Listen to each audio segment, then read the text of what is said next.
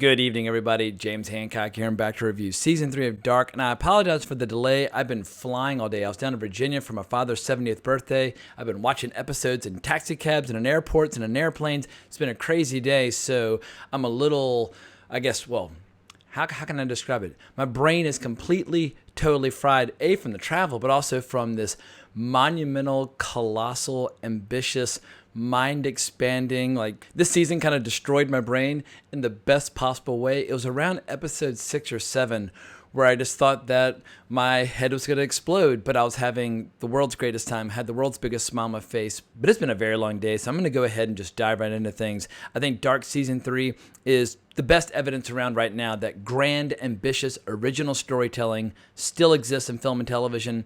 I get really annoyed when people constantly talk about how, movies used to be better, shows used to be better.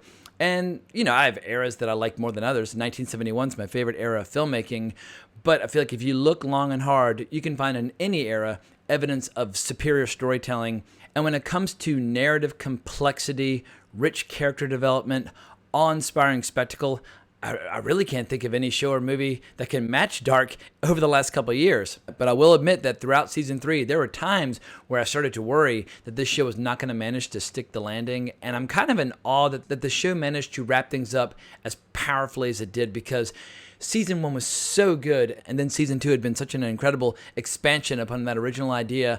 I just didn't really know where these storytellers could take things next, where it would either match or exceed our expectations and deliver an ending that would completely be unexpected and original. And I think the filmmaking team of Barenboe Odar and Jonty Fries, and I know I'm probably butchering the pronunciation of their names, which I'm going to do throughout this video because I'm an American and I don't speak German. So I'm going to be butchering names left and right throughout this review. But trust me, I have the best possible intentions. But I think Barenboe Odar and Jonty Fries just should take the world's greatest bow, because at this point I think they're one of the best filmmaking, storytelling duos anywhere in the world working right now. I'm so fired up for whatever they do next. And what I love is how even when I'm totally lost and confused and scratching my head or just collapsing on the ground in exhaustion, trying to follow these maze-like stories they create, I always know that I'm in the best possible storytelling hands, that eventually they're going to stick the landing, they're going to blow my mind. And that's incredibly rare because there's so many shows and movies out there where you're watching them and you're constantly kind of holding your breath, waiting for the filmmaker to annoy you or disappoint you. And with these two filmmakers, I just sit back in a state of ecstasy and just let the story wash over me or destroy me or perplex me or amaze me. It's just, the spectrum of emotions I feel while watching their work is incredible. And I think a huge high five needs to go to Netflix as well for getting behind this show, because this is an unconventional show. And unconventional programming these days is rare and hard to find. I mean, you look at the world of movies. In terms of hit movies that come out in any given year, how many of them are based on an original concept? Most of them are reboots, sequels, remakes, etc. And here we have this giant sci-fi time-traveling epic that's unlike anything I've ever seen before. And these two storytellers just plucked it out of their imaginations. But as great as the premise was in Season 1 and in Season 2, I love how Season 3 managed to carve out yet another new great premise where we have two worlds at war, two parallel timelines at war, with two megalomaniacs leading their two teams of time-traveling, dimension-traveling servants and soldiers. And it's basically a war to either save or destroy all of existence. It's this perpetual, never-ending loop of misery, with everybody involved thinking that they're going to create a paradise. And outside of the world of fiction, I can't think of a better story about time travel and cause and effect and time paradoxes or multiple dimensions or just mental exercises like Schrodinger's cat. I know I'm probably messing up that pronunciation as well, but when it comes to all these grand sci-fi concepts, this is the best story on either the big or the small screen that I've ever seen. And I've seen a hell of a lot of shows and movies about time travel. And what's so original and unique about this story is how it's this giant narrative jigsaw puzzle where if you want to just sit back and let the story wash over you, you can, or you can drink some espresso, sit up, and really be an active participant in the story, trying to piece things all together. And I imagine that people for months are going to busy themselves with intersecting timelines and family trees, because at the time of Season 1, I thought that was complicated.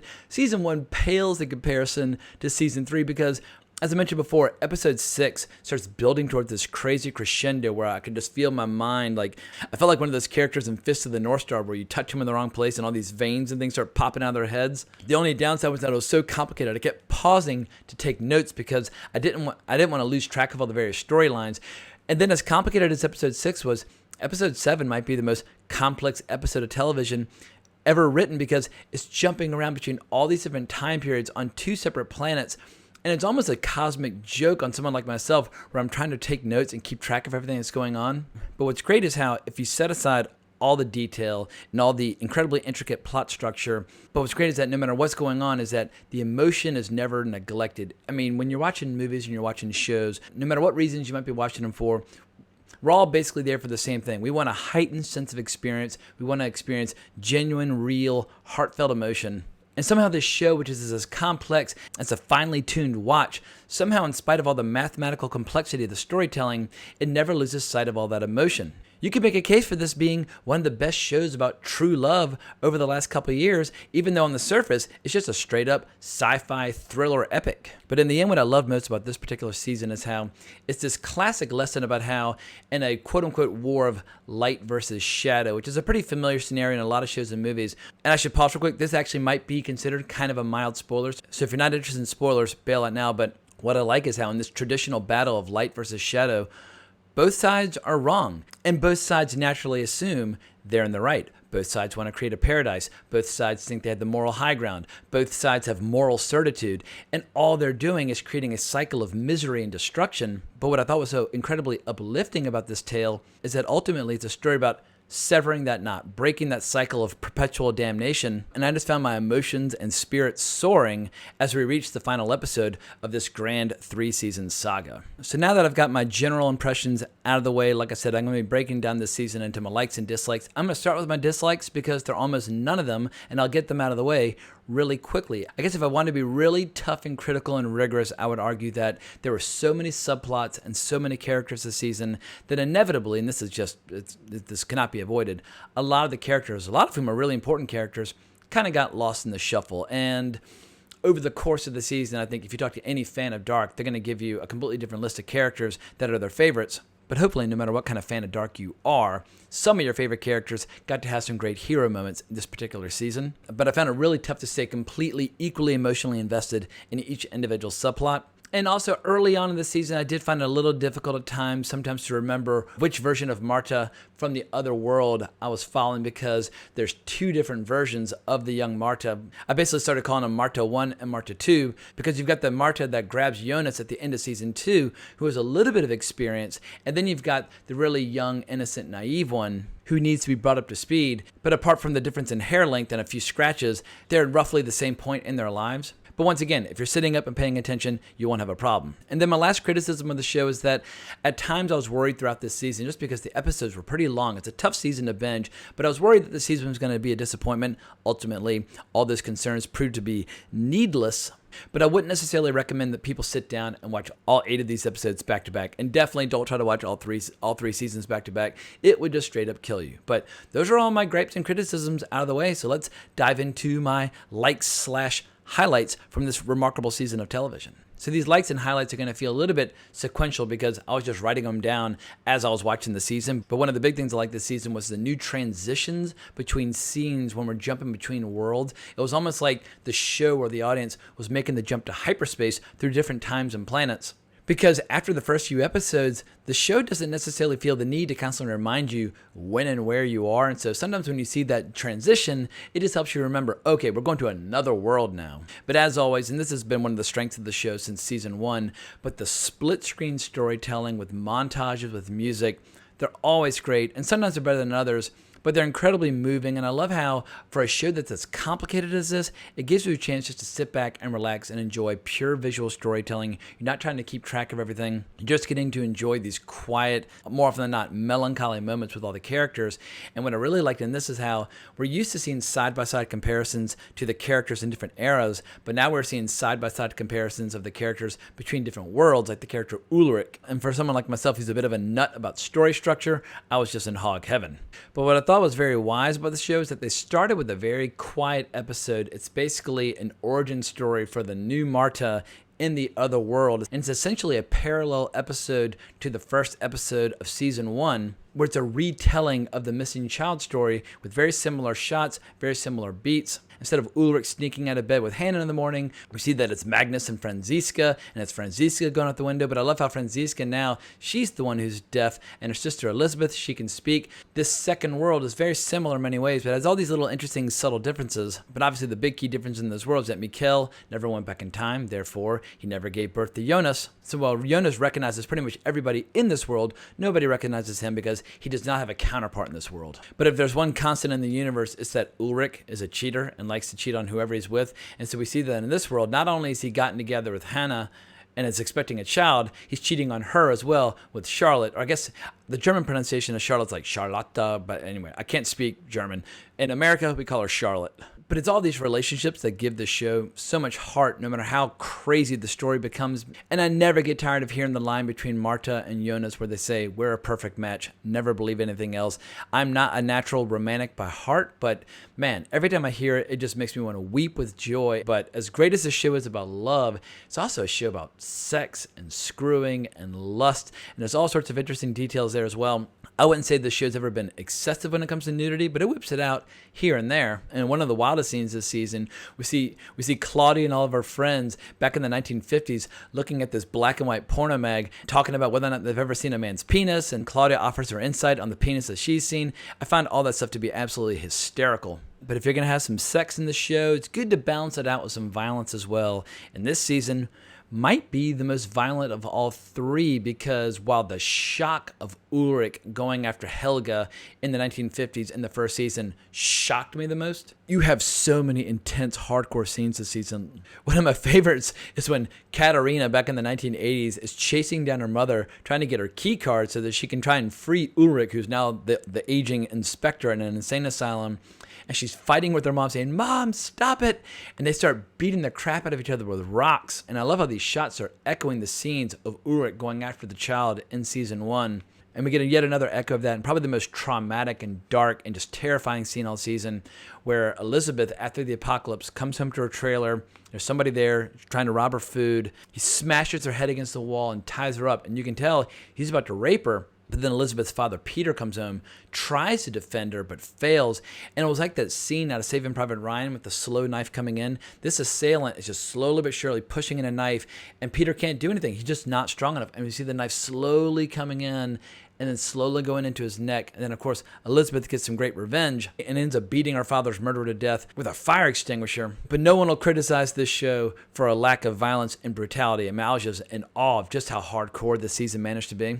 And the violence continues with the subplot of the character of Mads Nielsen dropping out of a portal in the present day in the parallel world after having gone missing in the 1980s, which sets off Ulrich on yet another hunt, because as opposed to season 1 where he's looking for his son, now we have Ulrich in the second world looking for the killer of his brother, because Mads was his brother. And as a fan of dystopian, sci-fi, apocalyptic landscapes, I liked all the information we learned about the post-apocalypse world, how after June 27th, 2020, Wyndham was known to be the epicenter of this catastrophe, and how everybody thinks that the world stood still for just a nanosecond, but tides have changed, weather has changed, planes have crashed, there's been a loss of power to nuclear power plants. It really feels like a world in a state of complete and total destruction and disarray. And I love how this season totally just took its foot off the brakes and just started allowing all these different variations and characters from different eras to hang out with each other or with their spouses or children from different eras. There's so many great scenes with Charlotte and Elizabeth,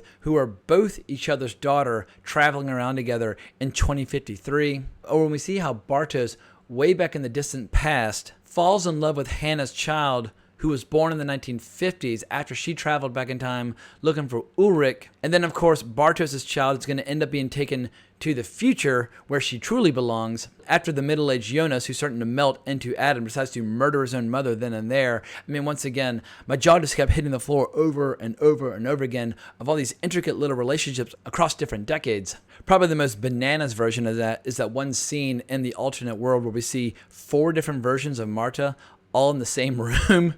But if you're not into those kind of geeky thrills, this season had all sorts of quiet, sad, melancholy moments as well. I think the saddest moment for me all season is when we see the aging Ulrich in the 1980s, now known as the Inspector, sitting in the insane asylum, waiting for Katerina to come and save him and try to rescue him. And it's help that we know that's never coming because she's been murdered by her own mother. And I know I'm jumping all over the place, but that's just the nature of my notes because there's just all sorts of cool stuff this season. But another thing I noticed is how it almost started to feel like a giant superhero movie or a superhero show like Challenge of the Super Friends, where you've got like the Legion of Doom versus the Super Friends, because you've got Ava, who has her chess pieces, which includes Claudia and Aegon, and the young and older versions of Noah, several versions of Marta, as well as the middle-aged Bartos. And then you got Adam and his chess pieces, which includes Celia and Agnes and Magnus and Franziska, Charlotte and Elizabeth. They both have their teams. And Adam's goal is truly awe-inspiring because he knows that he wants to kill Marta from the other world, and he also needs to kill her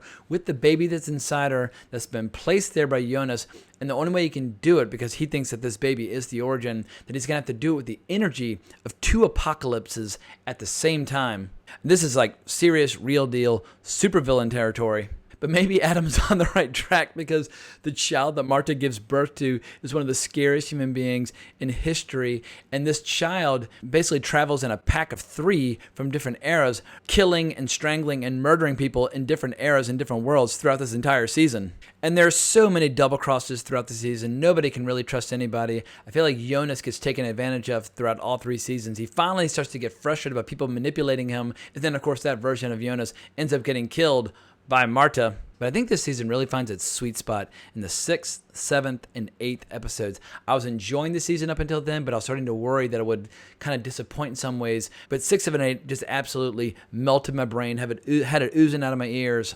And I love how after this crazy crescendo at the end of episode 6, episode 7 started with this really interesting explanation about reality. But we got this great explanation by H.G. Tannhaus about this notion of the Schrodinger's cat.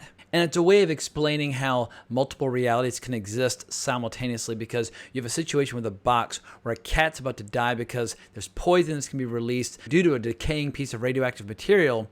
And the idea is that until our own observation forces it into a definite state, both realities can coexist at the same time. And this is the kind of stuff you study in physics all the time. But it's this fantastic little physics lesson that allowed the show to kind of press pause before racing toward its big epic conclusion. But it's what allows the character of Jonas to be both dead and alive at the same time, because as we see what was essentially the end of season 2, where Marta from the parallel world swooped in and took him to her world, that timeline and the other timeline where she doesn't grab him and Bartos takes her away instead, both of those are able to exist simultaneously because of the way the timeline is an endless loop circling back on itself. And as we come to learn, it's actually due to H.G. Tannhaus that this whole double world scenario came to be in the first place, because neither of these two worlds was ever meant to be. He was in mourning over the loss of his son, his daughter-in-law, and his grandchild. They accidentally drove off a bridge in the rain and drowned, and he wanted to invent a device that would allow him to travel through time and save them. And when he turned on his device in 1986, that's where these two worlds split into two, creating this never-ending feedback loop. And the only way the struggle can ever come to an end is by Marta and Jonas traveling to his world and preventing him from ever having the need to time travel in the first place. But for people who really love just to savor all the little details of this giant saga, I feel like episode 7 is kind of the mother lode. It's probably the most impressive episode of all 3 seasons, because this is the episode that fills in all the gaps that we've been learning about over the last 3 seasons. It's a highlight reel that will make you feel like you're on drugs as it's jumping around from one time to another. Every single scene is in a different century or a different decade, and each time it's a major revelation or a major character death. It was making me dizzy trying to keep track of it. But then thankfully by the end of episode 8, things start to slow down and we get this beautiful montage where we hear a cover version of the song What a Wonderful World by Louis Armstrong. And it almost reminded me of like a happy version of the end of like Avengers Infinity War, is all these different characters like the middle-aged Jonas or Adam and Ava. We see how they start to dissolve. And it all ends with a relatively happy ending where we see that the worlds converge and we have a couple different characters having dinner together. And we see that Hannah's ended up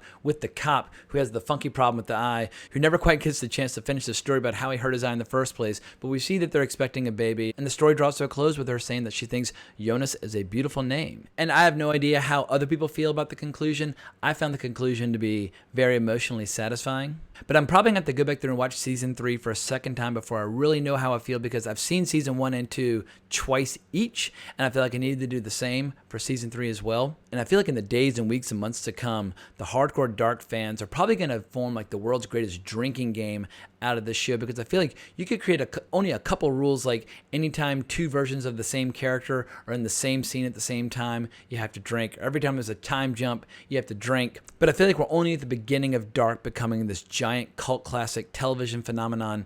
And I hope that the show will continue to accumulate rabid fans for many years to come. But I think I'm going to go ahead and wrap up this review. I still got to edit this thing. And like I said, I've been traveling all day watching this show. I'm already wiped out. I'm losing my voice. I need to shut this thing down. But I can't thank you enough for watching this video. I really appreciate it. I hope you enjoyed the show as much as I did. Definitely let me know what you think in the comments below, or give me a shout on Twitter @Colbrax. But if you enjoyed this video, please consider subscribing to my channel, hitting the notification bell. But I hope everyone has a great weekend. But more importantly, as always, onwards and upwards.